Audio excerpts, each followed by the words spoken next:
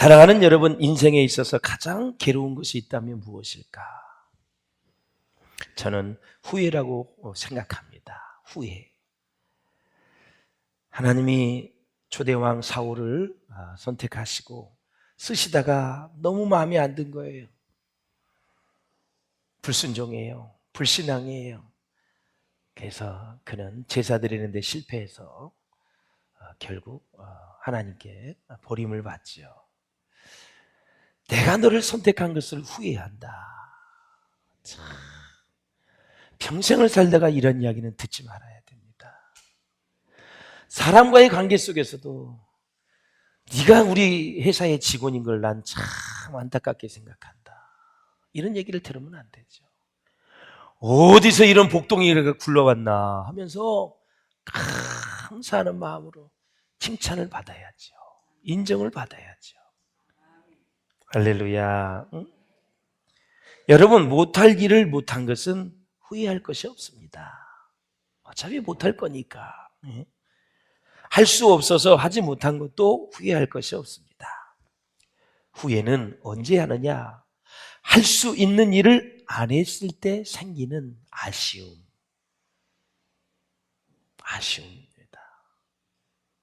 그리고 세월은 흘러갔고 이미 기회가 지나버렸습니다. 그래서 사람은 이 세상에 살면서 가치 있고 의미 있는 일을 할 때가 있거든요. 그때를 잊어버리면 안 되죠. 세월을 아끼라 때가 악하니라 그랬어요. 그 때가 헬라어로는 찬스, 기회예요. 기회. 다 기회가 있어요. 내가 직장도 그렇고 내 사업도 그렇고 정치도 그렇고 경제도 그렇고 다 기회가 있다. 내가 하나님 앞에 준비해야 될 것 세 가지. 성품, 말씀의 실력, 그리고 내 분야의 전문성, 이 세 가지를 다 붙잡고 있으면 언제든지 기회가 옵니다. 근데 준비되지 않는 상황에서는 기회가 산이 지나가도 나를 붙잡질 않습니다. 내가 준비되어져 있으면 그 기회가 나를 붙잡는 거예요. 그래서 내가 가치 있는 일을 할 수 있다라는 거죠. 사랑하는 여러분, 그러니까 할 수 있는 일은 최선을 다해서 열심히 하셔야 됩니다. 공부하고 있을 때, 공부할 수 있을 때 최선을 다하지 못하고 안 한 것도 후회할 수 있습니다. 그렇게 부모님이 공부하라고 했던 내용이 나이가 들어보면 압니다. 왜 그렇게 잔소리를 하고 막대기를 가지고 때리면서까지 숙제 잘해라, 공부 잘해라. 야, 이놈아, 때가 지나가면 나 아무것도 못한다. 60 지나가봐라, 눈이 침침해서 아무것도 안 보인다. 그러면서 그것이 젊었을 때는 한낱 잔소리로 들립니다. 근데 내가 나이가 들어서 그것이 다 나를 위한 것이었구나. 네. 뿐만 아니라 일할 수 있을 때 안 한 것들도 후회가 되죠. 봉사할 수 있을 때 안 한 것도 후회가 되고 부지런할 수 있을 때 나의 나태함, 게으름을 피웠다면 그것도 후회가 되는 것입니다. 뿐만 아니라 사랑할 수 있을 때 사랑하지 못한 것들, 이것도 후회가 되는 것이죠. 용서할 수 있을 때 용서하지 못한 것들도 후회할 수 있습니다. 제가 오늘 꼭 여러분과 나누고 싶은 얘기는 이 이야기입니다. 복음을 전할 수 있었을 때, 그때 못한 것들이 후회가 될 수 있다라는 거죠. 오늘 본문을 보면서 복음에 미친 바울을 보면서 철저히 목회하면서 후회를 하고 내 자신을 계속해서 반성해 보았습니다. 이러한 것들이 다 고통과 아쉬움으로 후회로 남게 되는 것이다 라는 거죠. 내가 그때 그 순간 말을 조금만 절제할 걸, 그때 내가 조금 행동을 좀 절제할 걸, 이게 자꾸 후회가 되는 거죠. 사랑하는 여러분, 우리가 생각하는 하나님의 은혜나 하나님의 도움에 대해서 한번 생각해 보았으면 좋겠습니다. 우리가 하나님의 은혜를 입었다, 하나님의 도움을 받았다, 그런 말을 사용할 때가 많이 있습니다. 언제 사용하십니까? 내가 진짜 인생의 위기에 처했을 때 거기서 빠져나왔어요. 아휴, 하나님의 은혜가 아니었으면 나 죽을 뻔했어. 이럴 때도 있습니다. 중병에 걸렸습니다. 아휴, 나 진짜 암 사기에서 가까스로 빠져나와서 치료받았어. 진짜 하나님의 은혜야, 하나님의 도움이었어. 내가 인생의 진퇴양난에 빠졌어요. 앞으로 갈 수도 없고 뒤로 물러설 수도 없고 어떻게 할 수 없는 상황에서 기적적으로 문제가 해결됐어요. 그럴 때 우리는 하나님의 은혜를 힘입었다, 하나님의 도움을 받았다, 그렇게 얘기해요. 사업이 위기를 당했어요. 어떻게 될지 모르겠어요. 가진 게 별로 없어요. 그랬는데 사업의 위기가 다 해결되어져서 잘 흘러가고 있어요. 그때 하나님의 은혜다, 하나님의 도움이다, 이렇게 우리는 고백할 때가 많이 있어요. 직장에 어려운 일이 생겼어요. 관계가 어려워졌어요. 근데 다시 하나님의 은혜로, 하나님의 도움으로 회복이 됐습니다. 그럴 때 우리는 하나님의 은혜나 도움이라는 단어를 많이 사용해요. 정말 맞는 얘기입니다. 꼭 그렇게 사십시오. 그렇게 하십시오. 제가 오늘 여러분에게 도전하고 싶은 것은 나에게 이 인생의 상황 속에서 직장과 사업장, 학교에서 내가 하는 일을 통해서, 내가 만나는 사람들을 통해서 복음을 전할 기회를 준 것을 우리가 기적으로 생각하지 않는다, 하나님의 은혜라 하나님의 도움으로 생각하지 않는다라는 거죠. 우리는 내 인생에 여러 가지 어려움이 생겼을 때 바울처럼 감옥에 들어가도, 가난한 삶을 살아도, 부유한 삶을 살아도, 돌에 맞아 죽을 뻔한 그런 상황이 되어져도 바울은 복음을 전할 기회로 삼았기 때문에 그렇게 되었다. 복음에 미치면 여러분 그렇게 됩니다. 살아도 주를 위해 살고 죽어도 주를 위해 죽나니 사나 죽으나 다 우리가 주의 것이로다. 바울이 세상에 가지고 있었던 지식, 명예, 물질, 자기의 위치, 그리고 바리새인, 산헤드린, 공회인, 의원, 이 모든 것을 뭐처럼 여겼다? 배설물처럼 여겼다. 그런데 우리는 잘못 생각하면 바울이 배설물로 여겼던 것을 계속 지금도 붙잡을 때가 한두 번이 아니다라는 거죠. 왜 배설물로 여겼던 것을 지금도 붙잡고 있을까요? 복음에 미치지 않으면 버릴 수가 없습니다.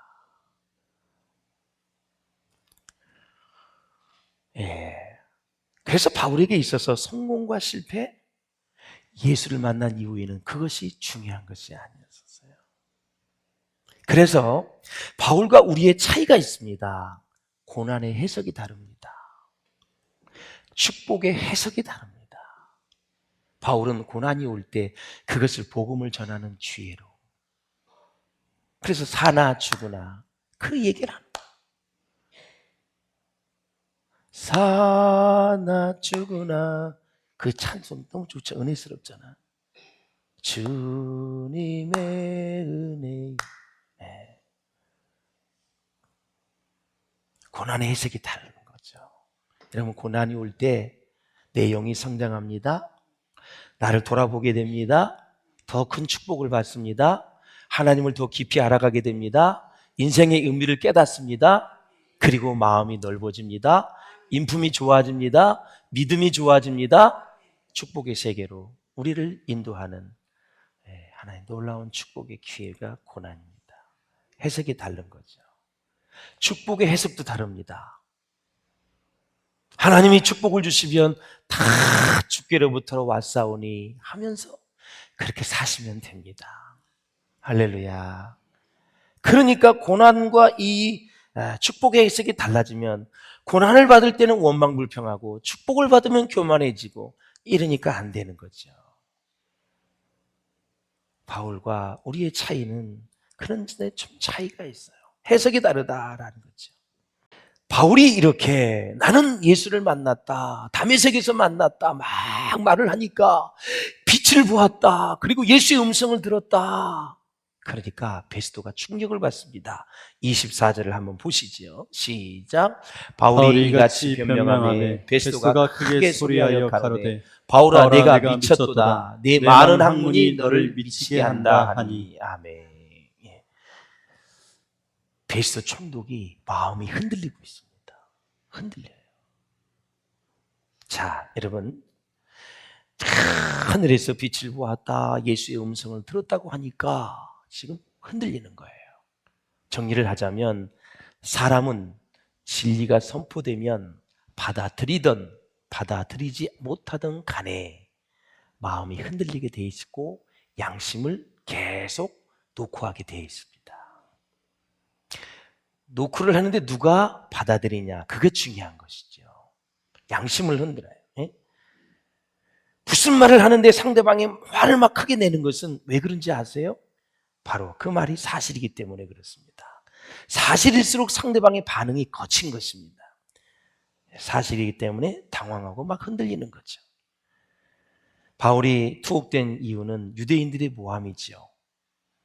전도 여행을 하면서 예수는 메시아다, 예수는 구세주다, 예수는 선지자들이 말했던 메시아 바로 그분이다 얘기를 하니까 유대인들이 잡아서 어디에 넣었어요? 가이사라의 감옥에 넣었어요. 저 갈릴리 바다 북쪽에 있어요.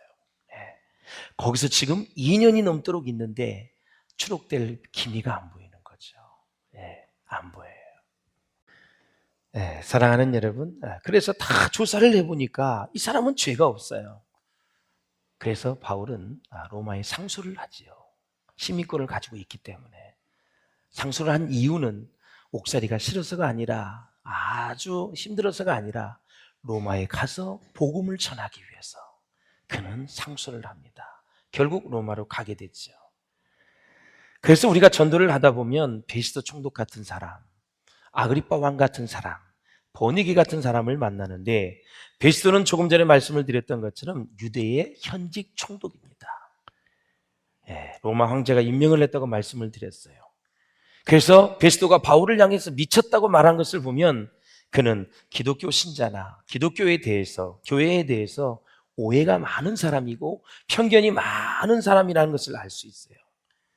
열정적인 기독교 신자를 광신자 취급하는 사람입니다. 예수는 누가 믿느냐? 가난하고 의지할 데 없는 사람들이 믿는 그런 종교라고 생각을 하는 사람이고요. 교회는 소외되고 나약한 사람들이 가는 곳이라고 취급을 하는 그런 종류의 사람입니다. 뿐만 아니라 크리스찬은 이중인격자라고 비웃듯이 그렇게 막 기독교인들을 폄하하고 괴롭히는 그런 스타일입니다. 때로는 대적하기도 하고 코너에 막 늘어넣어서 기독교 신자를 아주 즐기고 막 이렇게 힘들게 하는 그런 유형입니다. 그래서 바울이 그런 이야기를 하니까 뭐라 그래요? 25절을 한번 읽어보세요. 시작. 바울이 이르되 베스도 각하여 내가 미친 것이 아니요 참되고 온전한 말을 하나이다. 아멘. 즉각 그 비난에 반박을 합니다. 각하여 내가 미친 것이 아니라 나는 맑은 정신으로 지금 참말을 하고 있는데 무슨 말씀이십니까?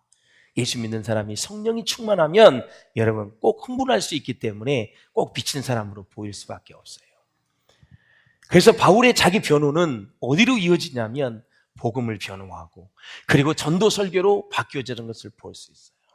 바울이 이런 점이 아주 탁월합니다. 무슨 얘기하냐면 자기 변호를 해요. 나 유대인이었어. 바리새파 중에 바리새인이었어. 베냐민 지파 사람이었어. 가말리아 문화생이었어.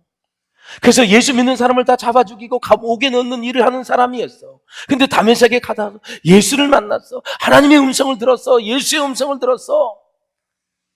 이게 자기 변호가 다 복음을 전하는 거고 전도 설교로 이어졌다라는 거죠.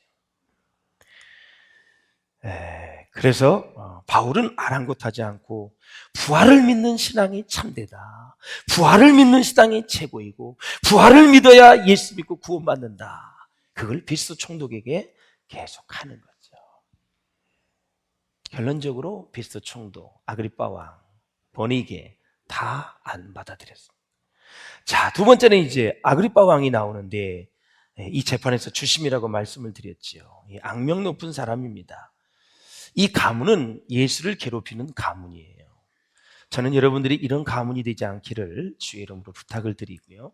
예수님 때문에 복을 받고 예수님 때문에 축복을 받고 예수님 때문에 활짝 피어나는 가문이 될 수 있기를 주의 이름으로 축원합니다. 절대 예수를 대적하는 가문이 되면 안 돼요. 큰일 납니다, 여러분. 그래서 이 아그리빠 왕은 유대 물정을 잘 알아요. 그리고 율법이나 전통에 대해서도 아주 익숙한 사람이에요. 왜? 유대 나라의 지금 왕이니까. 한번 우리 27절을 한번 보세요. 바울이 어떻게 도전하는지. 시작. 아그리빠 왕이여 선지자를 믿으시나이까 믿으시는 줄 아나이다. 아멘. 이게 무슨 얘기냐면 선지자들은 메시아가 온다는 것을 가르쳤고 선지자들은 메시아가 온다는 것을 가르치는 받았던 백성들은 메시아가 온다는 것을 믿었어요. 그러니까 옆구리 치고 들어간 거예요. 아그리빠 왕이요, 당신은 유대 사람이고 율법에 정통한 자이고 유대인의 상황을 잘 아는 거고 십자가에 못 박혀 돌아가신 예수 다 보았는데 선지자를 믿으시나이까? 믿으시는 줄 아나이다. 북치고 장구치고 다 아는 거예요. 그러니 안 믿는다고 할 수도 없고, 그러면 선지자가 믿는 게 뭐예요? 메시아잖아요. 그 메시아가 예수다 이거예요. 그럼 선지자들이 하는 말을 믿었다면 믿는 줄 아옵나이다 말해놓고 예수를 믿어라 라는 거죠. 얼마나 논리적이에요, 여러분. 바울은 귀납적보다는 연역적인 방법을 많이 썼어요. 대부분 보면은 그냥 옆구리 치고 그 다음에 다 왜 그런지를 설명을 하는 거예요. 귀납법은 하나하나 다 묶어서 마지막 이러이러하니 이렇습니다. 바울은 연역법을 많이 썼어요. 그리고 나서 설명을 합니다. 왜 예수가 천지를 창조하신 하나님인지 아십니까? 왜 예수가 구세인주인지 아십니까? 왜 예수가 메시아인지 아십니까? 그걸 다 이제 설명을 하는 거예요. 자기 간증도 하고 다 하는 거예요. 사랑하는 여러분, 이제 아그리빠 왕도 흔들렸습니다. 그런데 아그리빠 왕이 뭐라 그러냐면 28절에 한번 보십시오. 시작. 아그리빠가 바울에게 이르되 내가 적은 말로 나를 권하여 그리스도인이 되게 하려 하는도다. 아멘. 적은 말이 무슨 뜻일까요? 짧은 시간에 적은 노력. 이 짧은 시간에 말 몇 마디로 이 너 적은 노력을 가지고 나를 예수 믿게 하려고? 근데 사실 받아들이면 바로 구원받잖아요. 바로 예수님 받아들이면 구원받잖아요. 예수님 좌우편에 있던 여러분 우편강도 좌편강도 있지 않습니까? 우편강도가 예수님이 막 복음을 전합니다. 저들이 죄를 알지 못해서 하나님 용서하여 주시옵소서. 내가 다 이루었노라. 내 죄값을 너희들의 죄값을 내가 다 치루었노라. 하나님 내 영혼을 받아주시옵소서. 엘리 라막 사박다니 하나님 어찌하여 나를 버리셨나이까 하면서 절규하며 그는 하나님 앞에 모든 진리의 말씀을 십자가상에서 가상치료를 통해서 선포해 주셨어요. 그걸 누가 들었느냐? 우편강도가 들었어요. 우편강도가 이렇게 합니다. 주님, 하나님의 나라에 임하시거든 나를 기억하여 주옵소서. 그때 예수님이 야 임마 너 그렇게 많은 죄를 지었고 어디서 감히 네가 그런 말을 해. 평상시에 그럼 예수 믿지 죽을 때 이제 종되니까 죽기 순간 되니까 지금 예수 믿는다고 나를 믿는다고? 그 많은 세월 뭐 했는데? 그 많은 세월에 너 뭐 했는데? 왜 나쁜 짓만 하고 강도짓만 하고 그렇게 살다가 지금 구원을 달라고? 그렇게 야단치지 않으셨죠. 네가 오늘 나와 함께 낙원에 이르리라. 이렇게 아그리빠 왕과 베스도 총독도 버니게도 받아들이면 될 텐데 네가 적은 말로 얼마나 시건방진 거예요. 네가 짧은 시간에 지가 뭘 한다고 진리에 대해서. 사랑하는 여러분, 예수를 받아들이는 순간, 예수가 날 위해 죽으시고 부활하신 것을 믿는 순간 우리는 천만금을 주고도 살 수 없는 구원을 받는답니다. 그 축복을 받은 주인공들이 다 여기 지금 같이 앉아 있는 거예요. 너무나 행복한 거예요. 너무 감사한 거예요. 여러분들이 정말 복을 다 받은 사람들이에요. 할렐루야. 네, 그렇습니다. 그 다음에 이제 이 아그리빠 왕이 이렇게 여러분 복음을 전해도 고개는 끄덕끄덕해요. 끝까지 얘기를 다 들어도 받아들이지 않는 사람입니다. 그러니까 아그리빠 왕 이런 사람이 바로 끝까지 복음을 들으면서도 전혀 반응을 하지 않는 내일 나갈게요. 다음 주에 나갈게요. 해놓고 안 나오는 사람들. 앞에서는 그냥 예스를 너무너무 잘해. 근데는 말 안 듣는 사람들. 그런 스타일이에요.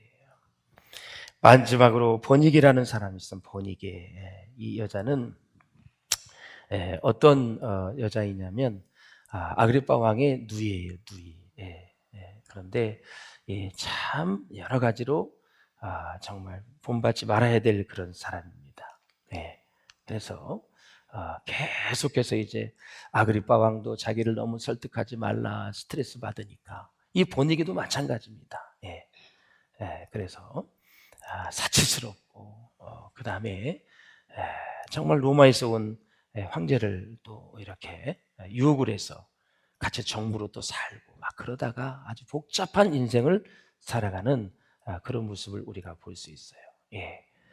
29절을 한번 읽어보세요. 29절 시작. 바울이 이르되 말이 적으나 많으나 당신뿐만 아니라 오늘 내 말을 듣는 모든 사람도 다 이렇게 결박된 것 외에는 나와 같이 되기를 하나님께 원하나이다 하니라. 아멘. 사랑하는 여러분, 우리의 인생에 핸디캡이 많이 있어요. 부족하고 연약한 점이 많이 있어요. 그럼에도 불구하고 바울은 내가 감옥에 갇힌 것, 결박된 것 외에는 다 나와 같이 되기를 원한다. 그렇게 까다로운 페스도 총독, 믿을 것 같으면서도 안 믿은 아그리빠 왕, 정말 인생 같지 않은 인생을 살았던 버니게, 이런 사람들을 향해서도 끝까지 복음을 전하라는 메시지를 오늘 우리에게 주는 것입니다. 사람을 차별하지 말고 구별하지 말고 우리는 살아야 돼요. 그래서 나와 같이 되기를 원한다는 말은 다시 정리한다면 내가 부자이거나 내가 성공했거나 유명하기 때문이 아니라 내가 예수를 가지고 있기 때문에 결박당한 것 외에는 다 나처럼 되었으면 좋겠다. 그런 얘기를 하는 거예요. 이 말씀 속에는 두 가지를 생각합니다. 첫째, 예수님은 최악의 상황에서도 최선의 삶의 의미를 주시는 분이다. 믿습니까, 여러분? 그러니까 최악의 상황이 되면 예수님을 더 붙잡으시기를 바랍니다. 의지하시기를 바랍니다.